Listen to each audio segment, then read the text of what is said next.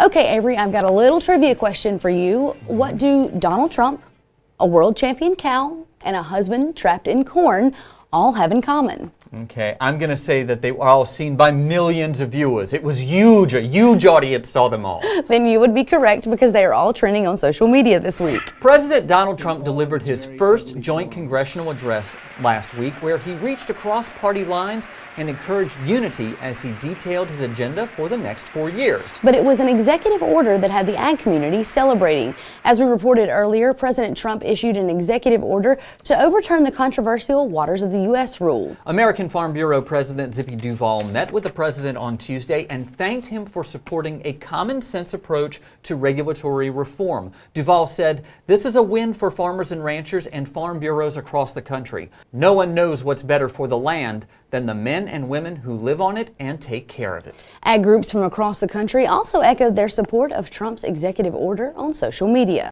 One cattleman in Acadia Parish has another reason to celebrate after his Brahman cow was named the 2017 Miss World winner. That's essentially the cattle version of winning the Miss Universe pageant, and I don't believe there is a swimsuit competition for this one. No. Lady Pasco Rhino is her name, and she was Louisiana born and raised in Acadia Parish by cattleman Troy Thibodeau. Area cattlemen will honor Thibodeau and his Lady Rhino's success during the 32nd annual Here's the Beef Cook-Off in St. Landry Parish. Now we're closing out this week's trending segment with our third topic, husbands trapped in corn. Kristen, you're going to have to explain this one to me. I will. Well, next time, I bet he'll unload the dishwasher when I tell him to. Just kidding. Well, as we told you in last week's show, my husband Landon would be our guinea pig against his will for the Louisiana Farm Bureau grain bin safety course.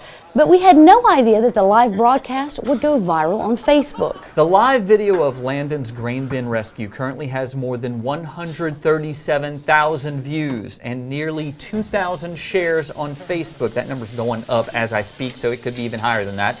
A lot of grain elevators and fire departments have shared the video on their pages, and it really is a great tool to help others know what to do if you find yourself or someone you know in that type of situation.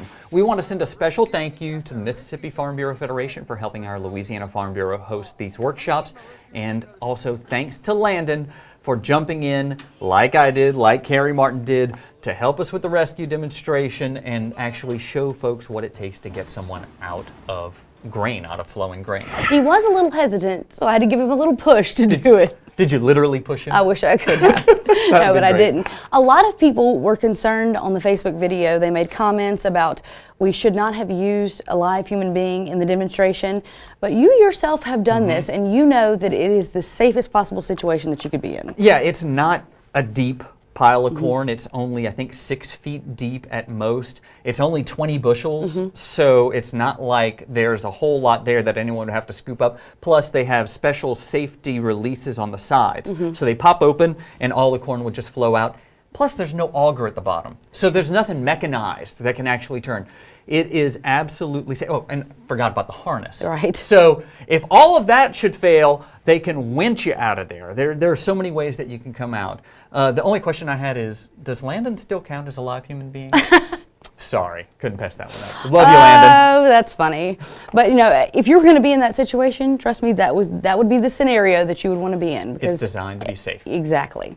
So moving on to this week's trending trivia. Last week we asked you about how many FFA jackets are manufactured each year, and the correct answer is 50,000.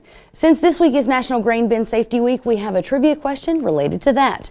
About how much grain does the average 10-inch auger unload per hour? Is it A, 400 bushels, B, 4,000 bushels, or C, 40,000 bushels? To enter this week's trending trivia contest, simply log on to your Facebook or Twitter account and post your answer with the hashtag TWILA Trivia. Or you can always submit your answer on our website at twilatv.org. Well, that about does it for this week's This Week in Louisiana Agriculture. Please join us again next week when we'll get a close-up look at Lady Rhino. It might be a face only a mother could love, but it's bringing a lot of attention to Louisiana and some investors from Thailand. And also, you'll probably be out of the doghouse by then. Right. I can't wait.